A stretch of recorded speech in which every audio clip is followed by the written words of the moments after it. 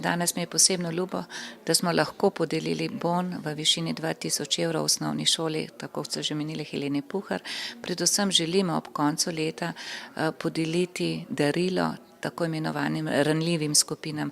Vemo, da je osnovna šola Helena Puhar edina v območni enoti oziroma ali pa v občini Kranj šola z posebnimi potrebami, otrok je 103 in dejansko so v letošnjem letu veliko naredili, zmanjkalo jim pa nekaj denarja za opremo učilnic in smo nekako priskočili in verjamem, da bodo ta denar res izkoristili. Šola Helene Puhar je ena večjih šol na Gorenjskem. Ja, smo ena 4 šol s prilagojenim programom. Naša šola pokriva občine Naklo, Šenčur, Cerklje, kaj imamo še, tudi z Medvod imamo kakšnega učenca, Kranjsko občino, druge 3 šole so pa še Škofja Loka, Radovljica in Jesenice. Od katere starosti prihajajo otroci v šolo s prilagojenim programom na vašo šolo? V prvi razred ali prvo stopnjo pridejo 7 let stari učenci, najstarejši na posebnem programu pa pri nas vztrajajo do 26. leta. Ste se razveselili današnje donacije iz Zavarovalnice Triglav? Seveda, vsake donacije, vsakega evra se razveselimo.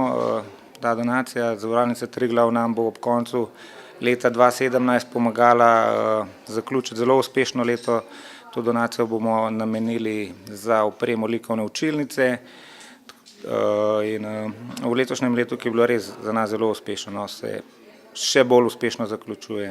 Zavarovalnica Triglav pa različne projekte financira tudi skozi leto. Kakšni so bili letos? Tako, v celi Sloveniji smo nekako podprli 70 projektov, tako imenovanih preventivnih projektov, v letošnjem letu še 20.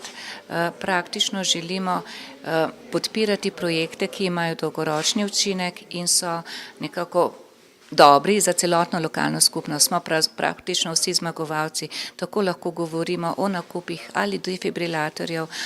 Zdaj moram reči, v zadnjem tednu smo podelili sredstva Planinskemu društvu Radovljica, tudi za nakup defibrilatorja na Roblekovem domu na Begunjšci, potem tukaj smo poskrbeli za pohodnike, za varnost pohodnikov, prav tako bojo sanirali dimnik v Balvazorjevem domu pod Stolom.